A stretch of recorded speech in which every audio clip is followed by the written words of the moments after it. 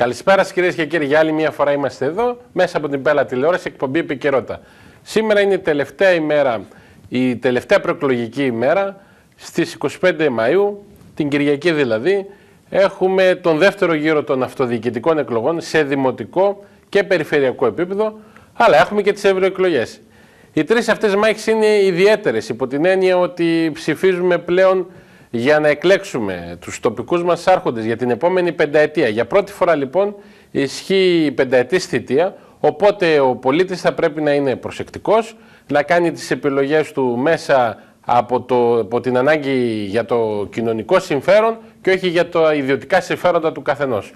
Με γνώμονα λοιπόν όλα αυτά, η σημερινή εκπομπή θα αναλύσει τα ζητήματα του Δήμου Πέλας. Καθώς έχουμε τη χαρά και τη τιμή να φιλοξενούμε εδώ, στο στούντιο της Πέλα τηλεόρασης στα Γέννητσα, τον υποψήφιο Δήμαρχο Πέλας, τον κύριο Νίκο Παπανικολάου, επικεφαλή της Δημοτικής Ενότητας του Δήμου Πέλας. Ευχαριστούμε πάρα πολύ, κύριε Παπανικολάου, για τη σημερινή σας παρουσία. Εγώ ευχαριστώ, κύριε Δημητριάδη. Το πρώτο ερώτημα, κύριε Παπανικολάου, που θέλω να σας θέσω έχει να κάνει με το εκλογικό αποτέλεσμα της Κυριακής, όπου ουσιαστικά οι πολίτες σας έδωσαν τη δυνατότητα να συμμετάσχετε στο δεύτερο γύρο με τον νυν Δήμαρχο, τον κύριο Γρηγόρη Στάμκο. Θα ήθελα λοιπόν το σχόλιο σας για αυτήν την εκλογική αναμέτρηση. Κοιτάξτε, ήταν μια αναμέτρηση μεταξύ 5 συνδυασμών. Πήραμε ένα σημαντικό ποσοστό και πάμε ενισχυμένοι στη δεύτερη γύρο, όπου πιστεύουμε ότι θα έχουμε ένα πολύ θετικό αποτέλεσμα.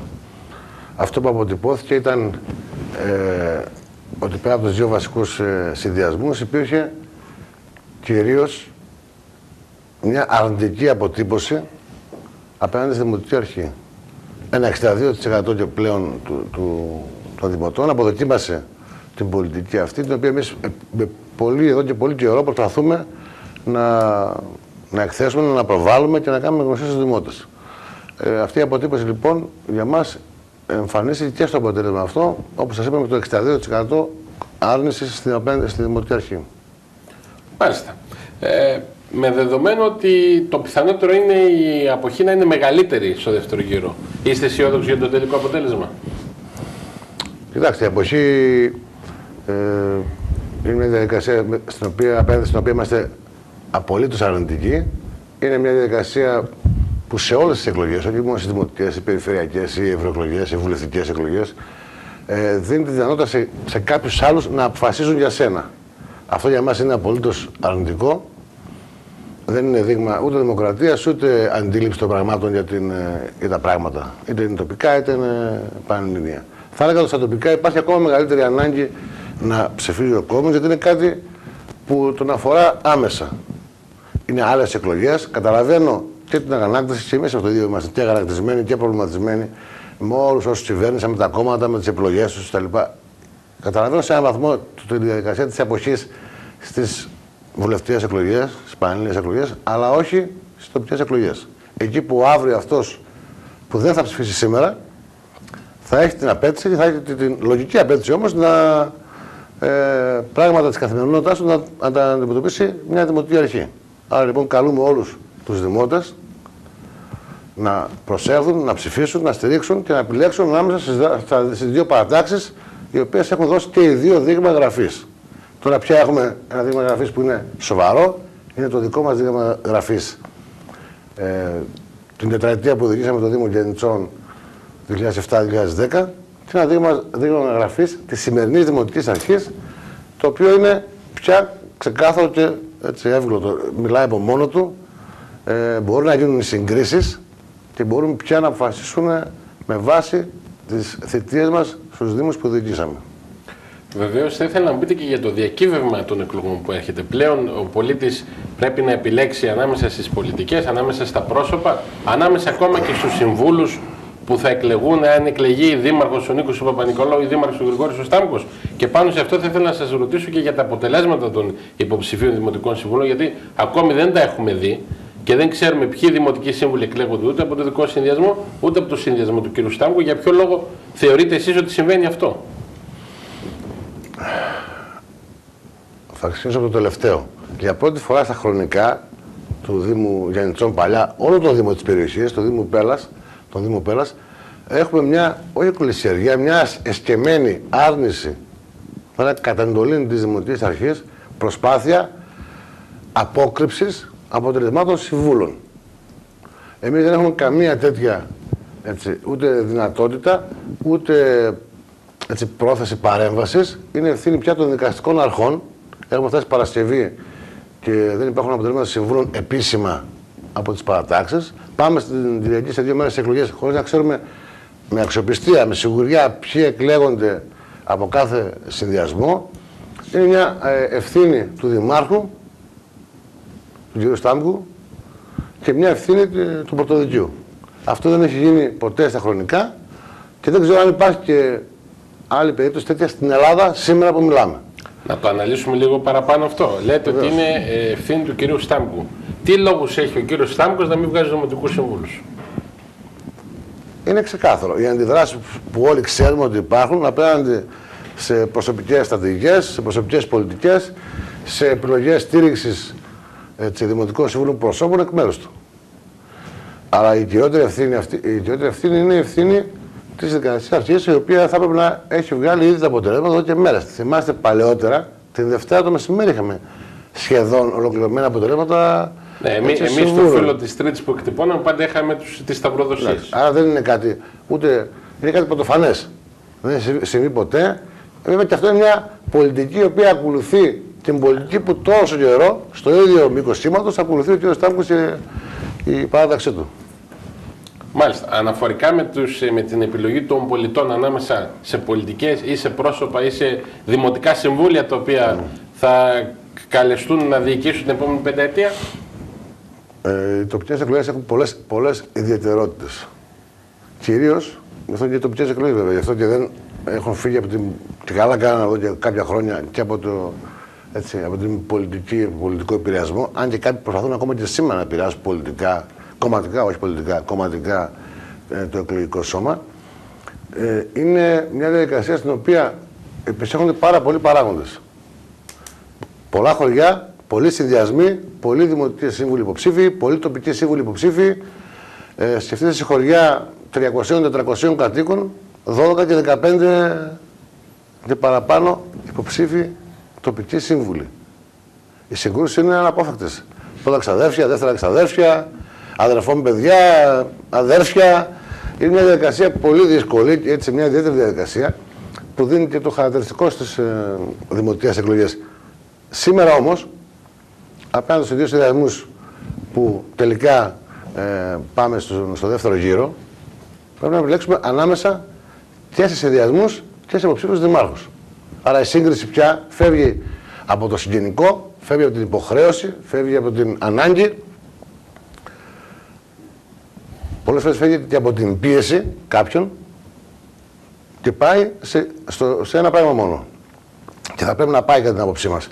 Τι συμφέρει τον τόπο, τι συμφέρει τους δημότες, τι συμφέρει τους κατοίκους των χωριών, τι συμφέρει τους κατοίκους της πόλης. Δεν υπάρχει κάτι άλλο. Καταλαβαίνουμε, κατανοούμε όλες τις προσωπικές επιλογές την πρώτη Κυριακή. Είναι κατανοητές.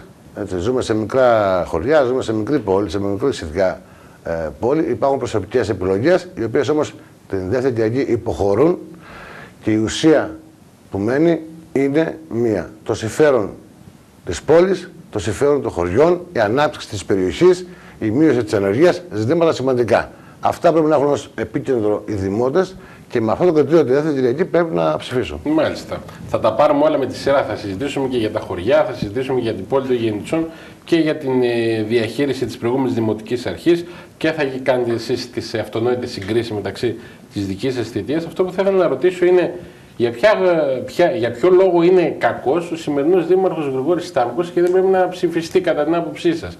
Ποια είναι δηλαδή τα μεγαλύτερα λάθη που έκανε στη θητεία του? Τα έχουμε πει και στην προεκλογική εκστρατεία. Έχουμε επισημάνει και ζητήματα διοίκησης, ζητήματα διαδικαστικά, ζητήματα γραφειοκρατικά, τα οποία κάνουν αυτή τη διοίκηση να πάει πίσω ή καλύτερα να μην προχωράει γρήγορα το έργο της. Να σας θυμίσω το διορισμό των αντιδημάρχων από άλλη περιοχή σε άλλη περιοχή. Να σας θυμίσω την απαξίωση των προέδρων των τοπικών συμβουλίων, προέδρων που στην πλειοψηφία τους ήταν εκλεγμένοι από την παράταξη τη σημερινή. Να σας θυμίσω την άρνηση χορήγησης πάγιας προκαταβολής, δηλαδή τη δυνατότητα στο Δήμαρχο, στον πρόεδρο του τοπικού συμβουλίου να επιλύει γρήγορα τα προβλήματα του χωριού του, προβλήματα καθημερινότητας. Να σας θυμίσω την άποψη διοίκησης του Δημάρχου που αποφασίζω για όλα εγώ, από το πιο μικρή λεπτομέρεια μέχρι το μεγαλύτερο ζήτημα, που σημαίνει καθυστέρηση, που σημαίνει γραφειοκρατία, που σημαίνει κολυσιεργία, που σημαίνει ότι δεν παίρνουμε αποφάσεις ή παίρνουμε αποφάσεις που εφαρμόζονται αντί ένα μήνα σε ένα χρόνο. Να σας θυμίσω την αντίδραση του μισού συνδυασμού της πλειοψηφίας, όταν η μισή σχεδόν δημοτική σύμβουλη εκλεγμένη αποχώρησε από το σημερινό συνδυασμό. Να σας θυμίσω την αποχώρηση προέδρων εκλεγμένων τοπικών συμβουλίων και άλλα πολλά. Είναι μια δημοτική αρχή η οποία λειτουργεί σε επίπεδα προηγουμένων δεκαετιών, με νοοτροπίες και κουλτούρα προηγουμένων δεκαετιών, έτσι, που έχουν περάσει ανεπιστρεπτή από την περιοχή αυτή εδώ. Μια δημοτική αρχή η οποία βασίζεται στην μονοκρατορία του ενός. Αυτή η κουλτούρα δεν είναι μόνο άποψη, τελικά έχει σημασία και στο αποτέλεσμα, στην παραγωγή του έργου, το οποίο αυτή τη στιγμή είναι σχεδόν μηδενικό. Θα σας το αναλύσω στη συνέχεια. Μάλιστα, βεβαίως θα ήθελα να μάθω εσείς πώς θα διοικήσετε τα χωριά, τι θα κάνετε με τους αντιδημάρχους, πώς θα διοικήσετε γενικότερα τον Δήμο Πέλλας, αν έχετε κάποιο σχέδιο, κάποιο όρομα, γιατί ξέρετε έχουμε φτάσει στο παραένα. Την Κυριακή οι πολίτες θα κατευθυνθούν και θα ψηφίσουν. Και θα ήθελα από αυτήν εδώ την εκπομπή να πάρω και κάποιες δεσμεύσεις. Να πάρω κάποιες δεσμεύσεις για τους πολίτες. Οπότε κύριε Παπα-Νικολάου, λόγω σε εσάς να μου πείτε το μοντέλο διοίκησης που θα εφαρμόσετε αν εκλεγείτε την Κυριακή. Δώσαμε τα 4 χρόνια που διοικήσαμε στο Δήμο Γιαννιτσών σαφές δείγμα γραφής. Πώς διοικήσαμε. Διοικήσαμε αποκεντρωτικά, με αρμοδιότητες και στους αντιδημάρχους και στους πρόεδρους των χωριών και στους δημοτικούς συμβούλους ακόμα να κάνουν πράγματα, να προτείνουν λύσεις, να προχωρούν τα ζητήματα. Να σας θυμίσω τις λαϊκές συνελεύσεις που κάναμε σε κάθε χωριό του Δήμου Γιαννιτσών. Μία φορά το χρόνο μαζευόταν όλο το χωριό και οι διοικήσεις, βέβαια, οι πρόεδροι, οι αντιπρόεδροι, τα τοπικά συμβούλια όπου υπήρχαν, αλλά κυρίως οι κάτοικοι, και εκεί βάζαμε τα ζητήματα. Και λέγαμε τι ακριβώς θέλουμε να κάνουμε την επόμενη χρονιά σε κάθε χωριό, ξεχωριστά. Και μάλιστα πολλές φορές λέγαμε και τι κάναμε την προηγούμενη χρονιά. Σαν ένα είδος λογοδοσίας λοιπόν. Αυτό εδώ το κάναμε στα Γιαννιτσά. Και είναι ξεκάθαρο ότι αν είναι δυνατόν να μην το κάνουμε και στο νέο Δήμο Πέλλας. Το μοντέλο διοίκησης θέλει έτσι, τοπικά συμβούλια με αρμοδιότητες, με πόρους, ενισχυμένα, απελευθερωμένα, να έχουν άποψη, να έχουν λόγο και να έχουν και δράση, να λύνουν τα ζητήματα της καθημερινότητας. Λαϊκές συνελεύσεις σε κάθε χωριό, όπου αποφασίζονται τα 1, 2, 3, 5 ζητήματα που είναι σημαντικά και τα οποία πρέπει να προωθήσει η Δημοτική Αρχή. Ανοιχτό δημαρχείο για όλους, χωρίς αποκλεισμούς, και σε δημότες, και σε προμηθευτές, και σε μικροεργολάβους, σε όλους, ίσες ευκαιρίες για όλους. Αυτά κάναμε. Αυτή η Δημοτική Αρχή έχει μια άποψη και μια κουλτούρα στενή κάποιων στενών ανθρώπων, ενός στενού επιτελείου που διοικεί μόνο του, ερήμην ακόμα και των συμβούλων της πλειοψηφίας. Πολλοί από τους συμβούλους, ίσως της σημερινής Δημοτικής Αρχής που εκλέγονται, μπορεί να χαίρονται σήμερα. Ότι αν κερδίσουν, θα διοικήσουν. Εγώ σας λέω δεν θα διοικήσουν. Αν εκλεγούν, που δεν θα εκλεγούν, αλλά είναι ένα θεωρητικό ερώτημα. Λέω ότι αν στην περίπτωση που ήταν που ανήκουν στην πλειοψηφία, θα δουν και αυτοί, γιατί οι προηγούμενοι το είδανε, πάρα πολλοί το είδανε, ότι δεν μπορούν απλώς να διοικήσουν. Ότι χρησιμοποιήθηκαν για να φέρουν ένα αποτέλεσμα και μόνο. Γιατί το μοντέλο είναι αυτό. Γιατί η άποψη του κ. Στάγκου είναι αυτή και δεν μπορεί να αλλάξει. Άρα λοιπόν καταλαβαίνω ότι εάν οι πολίτες επιλέξουν εσάς και εκλέξουν τη Δημοτική Ενότητα στην επόμενη διοίκηση του Δήμου Πέλλας, θα εφαρμόσετε ένα άλλο μοντέλο διοίκησης και στους αντιδημάρχους. Οι αντιδήμαρχοι θα έχουν αυξημένες αρμοδιότητες, μειωμένες αρμοδιότητες, θα έχουν δικαίωμα υπογραφής, θα μπορούν να επιλύουν τα ζητήματα των πολιτών. Ή θα χρειάζονται όλοι να φτάσουν στον όροφο του Δημαρχείου, στον όροφο του γραφείου του Δημάρχου για να μπουν μέσα και να του το λύσετε εσείς το θέμα. Αυτό που είναι ξεκάθαρο είναι ότι σήμερα τα χωριά αναπολούν τις εποχές που ήταν κοινότητες. Όχι το Καποδίστρια πριν από 8 και 10 χρόνια, τις κοινότητες. Αυτό είναι ένα πολύ σημαντικό ζήτημα. Για μας, ο αντιδήμαρχος κάθε περιοχής έχει τις αρμοδιότητες σχεδόν του Δημάρχου, του πρώην Δημάρχου της περιοχής. Αυτό σημαίνει αποκέντρωση, δεν είναι κάτι άλλο. Αποκέντρωση δεν είναι μια λέξη έτσι, αόρεση και γενική. Αποκέντρωση σημαίνει λύνω σημαντικά ζητήματα, το 80%, το 90% των ζητημάτων στα οποία κάποιος δημότης θα πρέπει να πάει στα Γεννητζά για να τα επιλύσει, τα λύνει στην περιοχή του.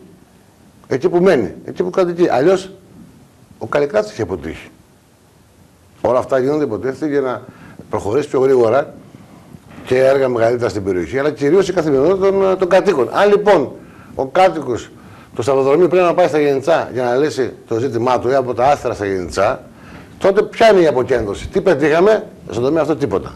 Οι αντιδήμαρχοι λοιπόν από κάθε δημοτική ενότητα είναι από εμάς διασφαλισμένο ότι είναι σχεδόν δήμαρχοι της περιοχής τους. Ο κ. Στάμκος φοβήθηκε όμως τους αντιδημάρχους από την περιοχή τους. Ή δεν μπορεί να ανεχθεί να έχουν και άλλοι αντιδήμαρχοι εξουσίες και αρμοδιότητες. Για εμάς αυτό είναι κάτι που είναι και δημοκρατικό και λογικό και πρακτικό, αντιγραφειοκρατικό, στην ουσία επιλύει ζητήματα. Εμείς και εγώ προσωπικά δεν φοβάμαι τους δημοτικούς συμβούλους ή τους αντιδημάρχους στη διαδικασία αυτή εδώ, για κάποιο λόγο. Αυτός είναι ο λόγος, γι' αυτό επιλέχθηκαν. Για να λύνουν τα ζητήματα που δεν μπορεί να τα λύσει όλα ένας δήμαρχος σε ένα τέτοιο δήμο. Βεβαίως και κατά την προεκλογική περίοδο, την οποία διανύσαμε και διανύουμε μέχρι και σήμερα στις 12 η ώρα το βράδυ, ακούστηκαν πολλά πράγματα. Είδαμε και εμείς, και εγώ δηλαδή που ως δημοσιογράφος πρέπει να κινούμε μέσα στις τοπικές κοινωνίες, διάφορα ζητήματα, διάφορες παρεμβάσεις. Θα ήθελα να ακούσω την άποψή σας για αυτήν την προεκλογική περίοδο. Στάθηκαν κάποιοι στο ύψος των περιστάσεων? Είδαμε και φαινόμενα εκμάβλησης των πολιτών, οι οποίοι ως ψηφοφόροι μπορούν να επηρεάζονται με διάφορα αντίδωρα. Ο κόσμος πάντα στις εκλογές, και ειδικά σε αυτό το Δήμο, βλέπει αυτό που φαίνεται, την κορυφή του παγόβουνου. Πίσω από αυτό εδώ κρύβεται μια διαδικασία η οποία πολλές φορές είναι δυσάρεστη. Και σε αυτές τις εκλογές είδαμε φαινόμενα με την επικέστερη έκφραση παλαιότερων δεκαετιών. Δηλαδή, το τελευταίο 20ήμερο, 10 μέρες, 3 μέρες πριν τις εκλογές, 2 μέρες πριν τις εκλογές, ρουσφέτια, εξυπηρετήσεις, χαλίκια, μικροασφαλτοστρώσεις, βάνες και αρδευτικά μικρά στα Ισόβαλτα και σε άλλα χωριά. Κάθε είδους λογικές ρουσφετιών, παλαιών δεκαετιών επαναλαμβάνω, όχι μήνες πριν τις εκλογές, που κάποιοι θεωρούν ότι είναι τελείως απαράδεκτο, μέρες και ώρες πριν τις εκλογές. Απέναντι σε αυτές τις πρακτικές, λοιπόν, η πλειοψηφία των δημοτών πρέπει να αντισταθεί.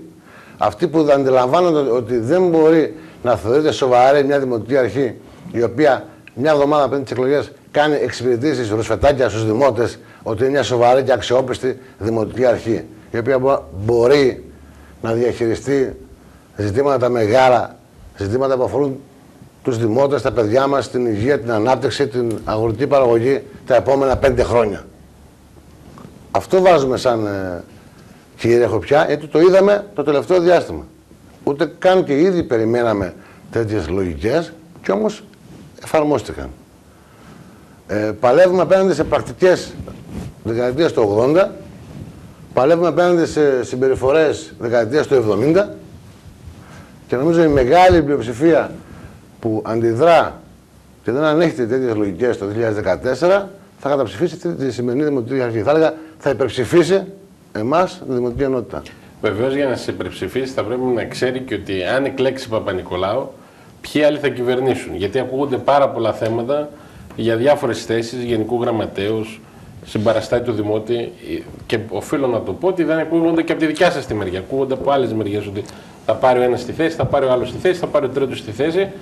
Εάν εκλέξει ο κόσμος Νίκο Παπα-Νικολάου, έχετε βρει τον άνθρωπο ο οποίος θα είναι ο γενικός γραμματέας του Δήμου, δηλαδή θα είναι ο διοικητικός δήμαρχος των υπηρεσιών και της λειτουργίας, και θα προτείνεται συμπαραστάτη του Δημότη? Θέσεις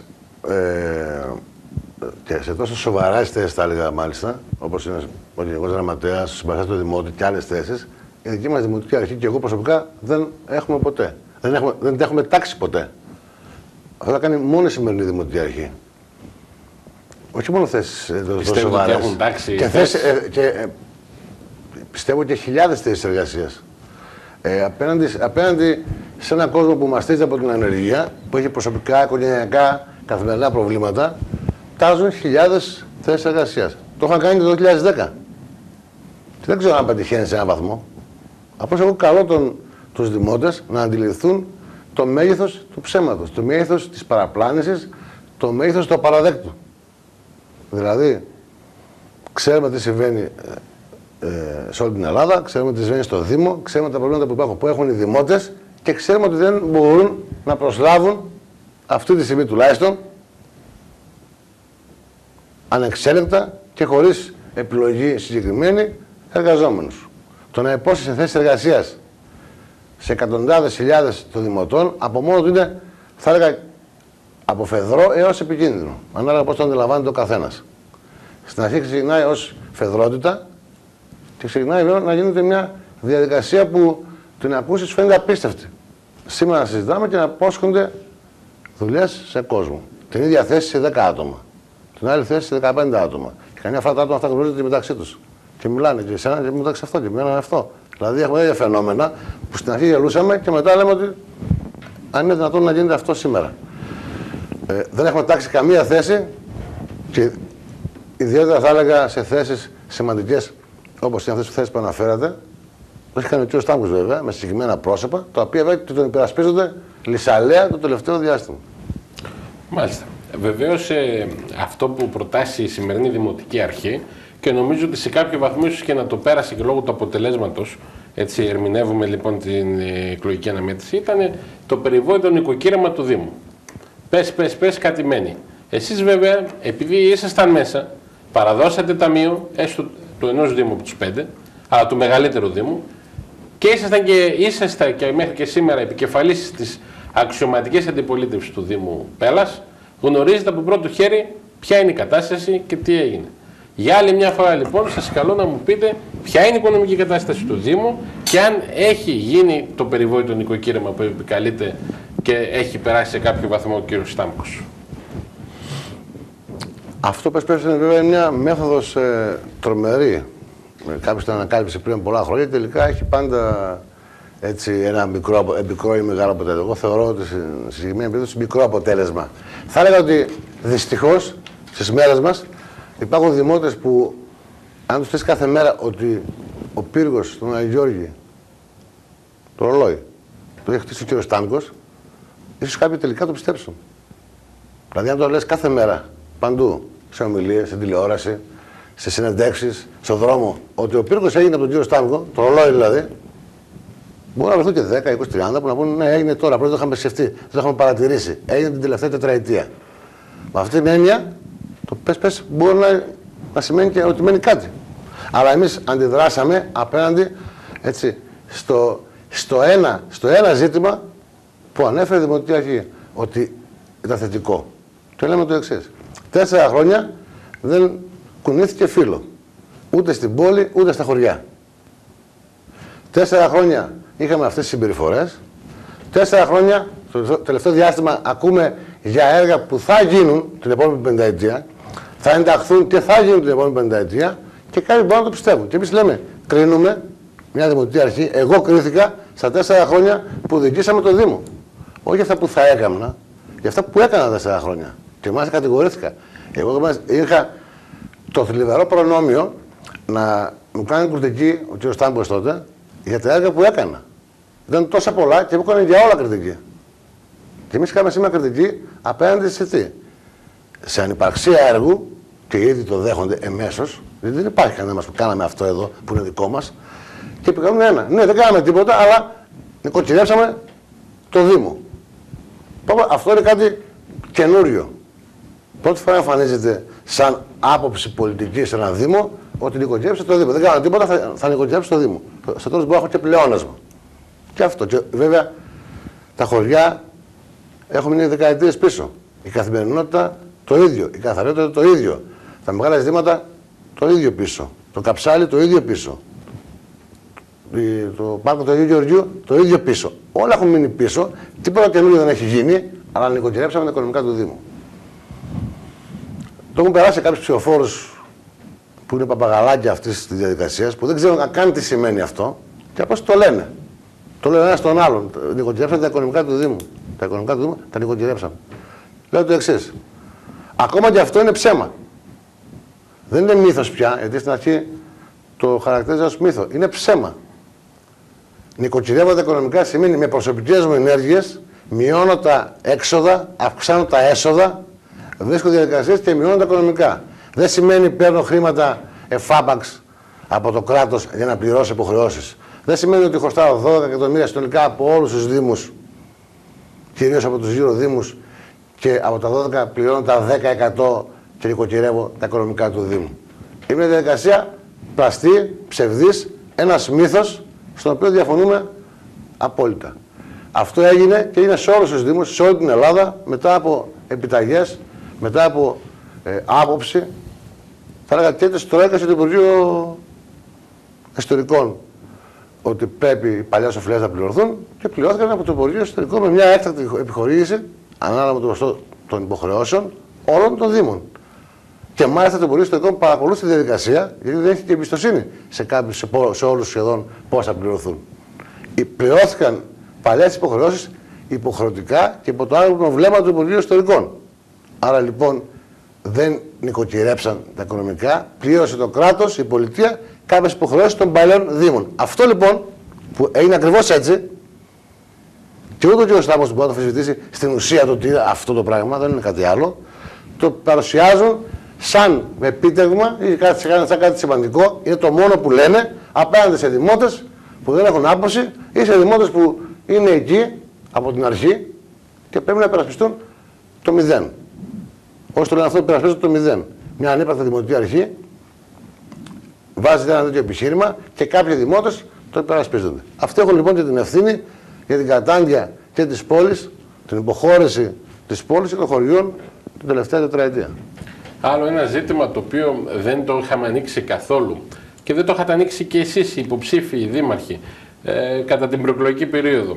Έχει να κάνει με το νέο Δημοτικό Συμβούλιο το οποίο θα συγκροτηθεί. Και βέβαια σας ρωτάω εσάς υπό την έννοια ότι την Κυριακή οι πολίτες σας δώσουν ψήφο εμπιστοσύνης και βάσει του Καλλικράτη πάρετε και τους συμβούλους που θα σας δώσουν τη λεγόμενη πλειοψηφία. Δεν σας δίνει ο Καλλικράτης τη δυνατότητα να αξιοποιήσετε δημοτικούς συμβούλους ή να έχετε μια συνεργασία συνδιοίκησης που ανήκουν στην λεγόμενη αντιπολίτευση.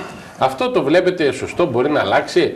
Θεωρώ ότι οι προκλήσεις στη νέα εποχή επιτάσσουν και ευρύτερες συνεργασίες και μάλιστα και οι πολίτες με την ψήφο τους έδειξαν ότι επιθυμούν μια ευρύτερη συνεργασία και όχι μόνο στο Δήμο Πέλλας και σε άλλους δήμους της περιφέρειας Κεντρικής Μακεδονίας αλλά και όλης της χώρας. Ούτως ή άλλως στη Δημητριάδη από την αρχή ήμουν υπέρμαχος της λογικής που είχε ακουστεί ένα διάστημα για ξεχωριστή κάλπη στους δημάρχους, ξεχωριστή στους συμβούλους. Ήμουν υπέρμαχος γιατί εκεί είναι πιο ξεκάθαρα τα πρόσωπα, οι επιλογές, είναι μια προσωπική επιλογή. Ψηφίζεις κυρίως το δήμαρχο που μπορεί να σε εκφράσει, που πιστεύεις περισσότερο, μακριά από πολιτικάνικες ιστορίες και διαδικασίες που σας ανέφερα προηγουμένως, ρουσφέτια της τελευταίας στιγμής, πιέσεις, υποσχέσεις κτλ. Το άλλο είναι ότι έδινε τη δυνατότητα να συγκυβερνήσεις με δημοτικούς συμβούλους που είχαν την ίδια άποψη για τα πράγματα. Και υπάρχουν πάρα πολλοί δημοτικοί σύμβουλοι, θα υπάρχουν στο Δημοτικό Συμβούλιο, οι οποίοι θα έχουν κοινή άποψη για τα πράγματα. Πώς πρέπει να πάει ο Δήμος, τι ενέργειες πρέπει να ακολουθήσεις, τι διαδικασίες. Άρα λοιπόν, όσοι, και αν το επιτρέψει ο νόμος, αυτή τη στιγμή απαγορεύεται. Εγώ είμαι θα έλεγα σχεδόν βέβαιος ότι στην πορεία στο μέλλον θα υπάρξει μια τροποποίηση η οποία θα επιτρέπει τη δυνατότητα να χρησιμοποιήσει ο Δήμαρχος και δημοτικούς συμβούλους που έχουν εκλεγεί από μια άλλη παράταξη, εφόσον συμφωνούν σε κοινά βασικά ζητήματα. Θα έλεγα ένα είδος προγραμματικής συμφωνίας, επί της οποίας ο Δήμαρχος επιλέγει και άλλα πρόσωπα από άλλες παρατάξεις. Αν λοιπόν αυτό γίνει, και εμείς θα πιέσουμε την ΚΕΔΕ για να γίνει, γιατί είναι μια πλειοψηφία που είναι ευρύτατη, που είναι πολύ μεγάλη και η οποία θα είναι και στο σώμα των συμβούλων, στο Δημοτικό Συμβούλιο. Άρα λοιπόν σας απαντώ ευθέως ότι εφόσον επιτραπεί να γίνει αυτό, θα χρησιμοποιήσουμε και άλλους δημοτικούς συμβούλους που συμφωνούν με την άποψή μας. Και υπάρχουν σε όλες τις άλλες παρατάξεις, εκτός από τον κύριο Στάνγκο. Μάλιστα. Τα προηγούμενα 3,5 χρόνια διαπιστώσαμε ότι ο Δήμος Πέλλας υπέστη αφέμαξη των δημοσίων υπηρεσιών. Λόγω της οικονομικής κρίσης αλλά και διαφόρων άλλων αιτιών, ουσιαστικά στον Δήμο Πέλλας έμεινε μόνο η εφορία και αυτή δεν ξέρουμε για πόσο καιρό. Έχει ρόλο ο Δήμαρχος, ο οποίος θα εκλεγεί στη νέα προγραμματική περίοδο, να διεκδικήσει και να επανειδρύσει αν χρειαστεί κάποιες υπηρεσίες, ή είναι ο ρόλος στην κεντρική πολιτική σκηνή και στην κεντρική κυβέρνηση? Ο ρόλος του Δημάρχου Πέλλας είναι πάρα πολύ σημαντικός.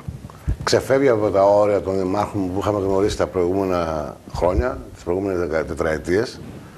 Έτσι, έχει ασκεί μια πολύ σημαντική παρέμβαση, εφόσον εκφράζει το μισό Δήμο. Ο μισός Δήμος είναι ο Δήμος Πέλλας. Έχει πολύ μεγάλη ισχύ και οικονομική και πληθυσμιακή. Αυτή λοιπόν την ισχύ θα πρέπει να την εκφράσει για να παρέμβει απέναντι σε ένα φαινόμενο που τα τελευταία 4 χρόνια, όσο διοικεί ο κ. Στάμκος, είναι ένα φαινόμενο αποψήλωσης όλων των υπηρεσιών. Κλεισίματος υπηρεσιών και αποψήλωσης των άλλων.